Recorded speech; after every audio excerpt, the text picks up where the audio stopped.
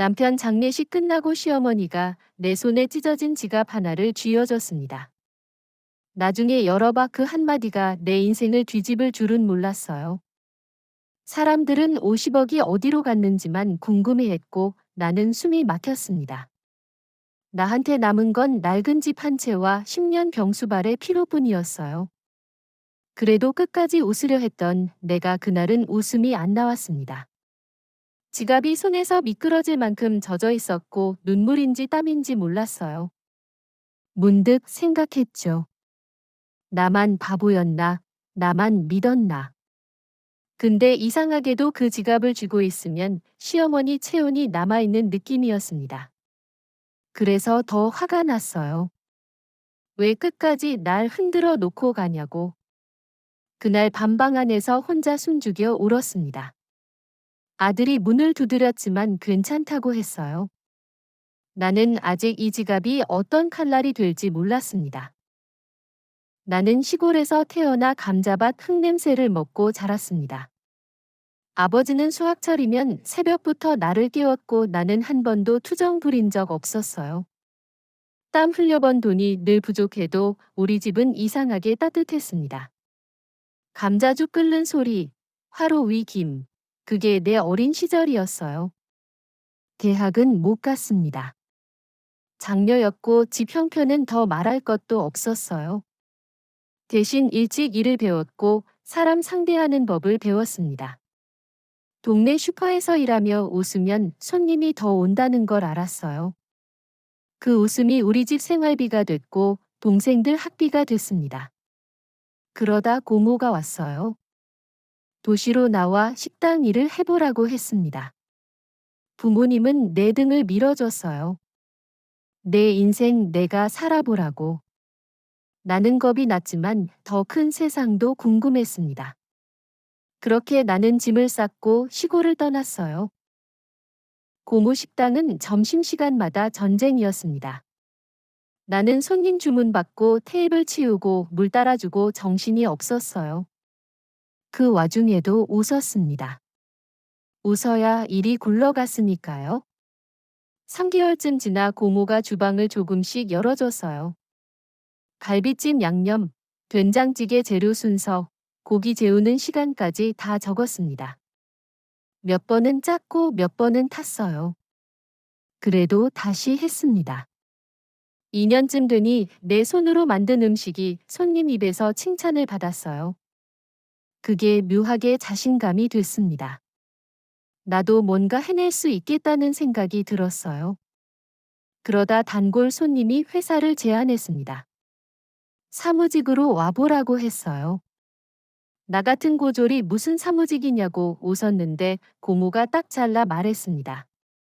사람이 널 알아본 거라고. 기회는 발로 차면 안 된다고 했어요. 그 말에 나는 또 한 번 내 인생을 옮겨 탔습니다. 회사 생활은 식당과 달랐고 차갑게 느껴질 때도 많았습니다. 컴퓨터는 낯설었지만 나는 모르면 묻고 배우고 또 했어요. 엑셀도 붙잡고 서류도 붙잡고 남들보다 2배로 일했습니다. 3년쯤 지나자 상사가 프로젝트를 맡겨봤어요. 지역 상권 활성화, 소상공인 지원, 내가 잘 아는 세계였습니다. 현장 뛰는 게 익숙한 나는 인터뷰도 자료 정리도 일정 조율도 맡았어요. 그때 마케팅 담당으로 온 남자가 있었습니다. 김찬수였어요. 말투가 부드러웠고 약속을 잘 지켰고 사람을 함부로 대하지 않았습니다. 회의 끝나면 같이 남아 정리했고 현장 가면 같이 땀 흘렸어요. 나도 모르게 마음이 풀렸습니다. 내 이야기를 처음부터 끝까지 들어주는 사람이었어요. 주말에 영화 보자고 했을 때 나는 별 생각 없이 고개를 끄덕였습니다. 그게 시작이었어요. 내 인생의 가장 따뜻한 시기가 그렇게 왔습니다. 연애 1년, 우리는 결혼을 결심했습니다. 그는 장남이었고 나는 장녀였고 둘 다 책임을 알고 있었어요. 하지만 시어머니 첫 만남에서 나는 숨이 턱 막혔습니다. 집은 넓고 정원은 정갈했고 나는 내 신발이 더럽게 느껴질 정도였어요. 시어머니는 표정 하나 안 바꾸고 물었습니다. 내 집 가난한 게 사실이냐고요. 나는 솔직히 말했고 대신 내가 어떻게 살아왔는지 설명했어요. 찬수는 내 편을 들었지만 시어머니 눈빛은 여전히 차가웠습니다. 그래도 결혼은 진행됐고 우리는 시댁에서 살게 됐어요. 나는 인정받고 싶어서 더 열심히 움직였습니다. 밥상을 더 정성껏 차리고 말도 더 조심하고 웃음도 더 붙였어요. 2년 뒤 아들을 낳았고 나는 잠도 없이 하루를 굴렸습니다. 그런데도 시어머니의 마음은 쉽게 열리지 않았어요. 남편의 남동생들이 차례로 결혼했습니다. 첫째 동서는 변호사였고 둘째 동서는 부잣집 딸이었어요. 처음엔 나도 기대했습니다. 동서라는 편이 생기는 줄 알았어요. 근데 둘이 있을 때 그들은 아주 자연스럽게 나를 깎아내렸습니다. 전문직 아니면 성공이 아니라고, 사무직 월급이 뭐가 대단하냐고 했어요. 가난한 사람은 자격지심이 문제라고, 끼리끼리 사는 게 맞다고 말했습니다. 그 말들이 칼처럼 들어왔지만 나는 티를 안 냈어요. 시어머니 앞에서는 더 웃었습니다. 괜히 집안 시끄러워질까 봐요. 생신상 차리던 날 갈비찜 맛을 두고도 은근히 비꼬는 말이 오갔어요. 밥이 목에 걸려도 넘겼습니다. 내가 무너지면 집이 무너질 것 같았어요. 남편은 밤마다 나를 달랬습니다. 힘들면 분가하자고 했어요. 나는 버텼습니다. 가족이라는 말에 아직 기대가 있었으니까요.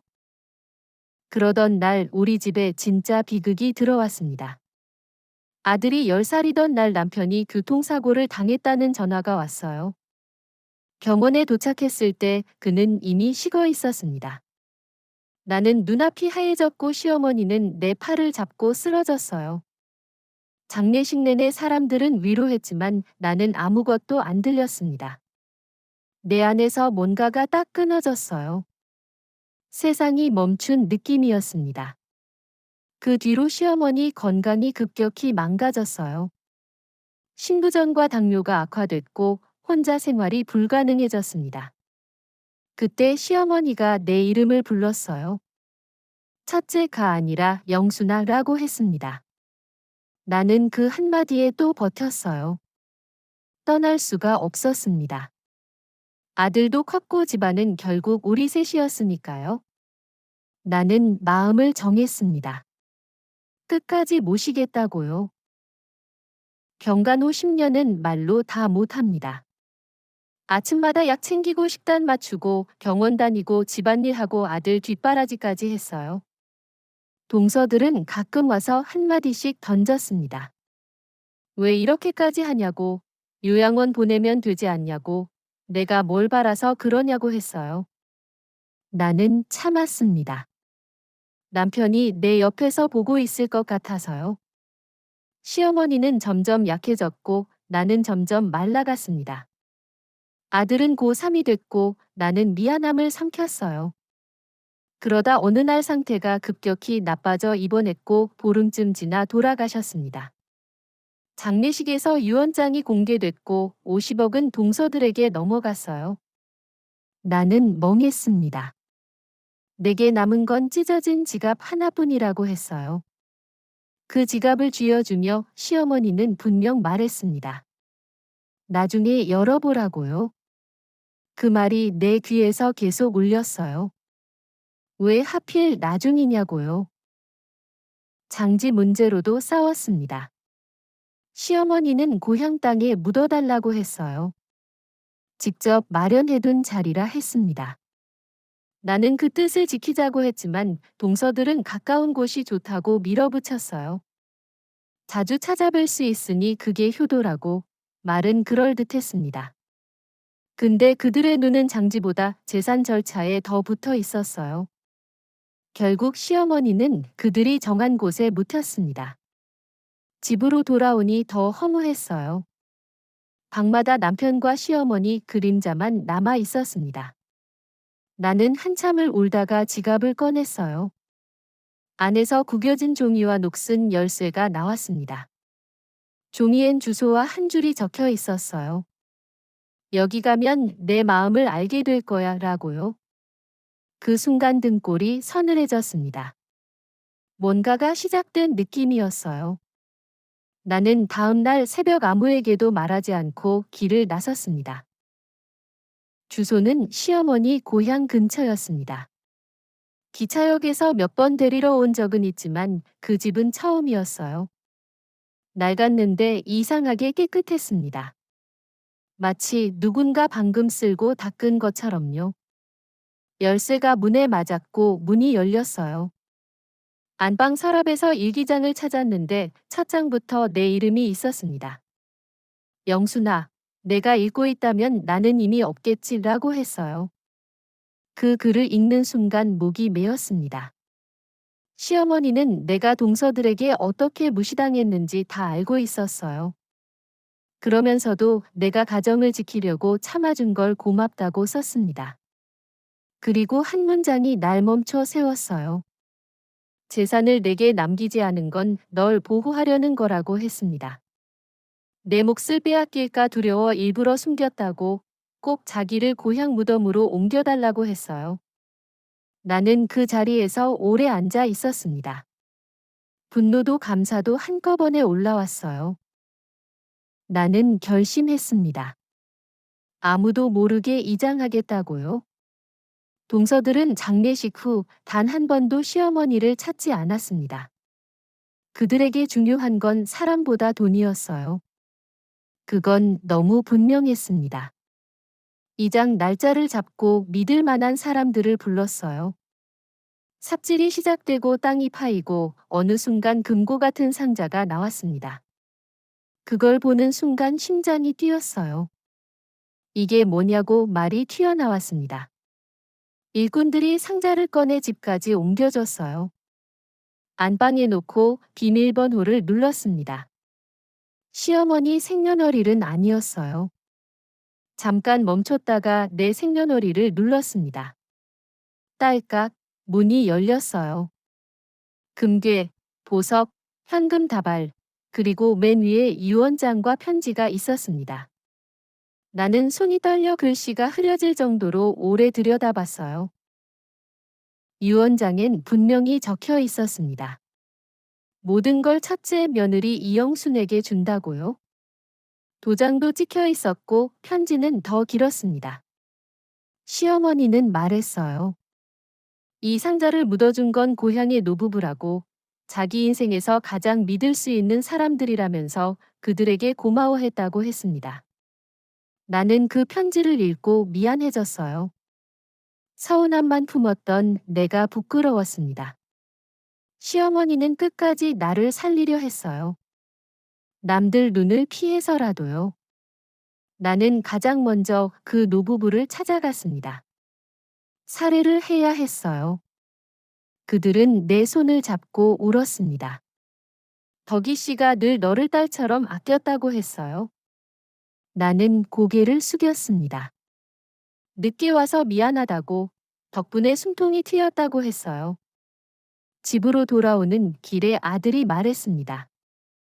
할머니 진짜 좋은 분이었다고요. 나는 대답했어요. 우리가 받은 건 돈이 아니라 마음이라고, 그걸 잊지 말자고 했습니다. 다음 영상도 놓치지 마세요.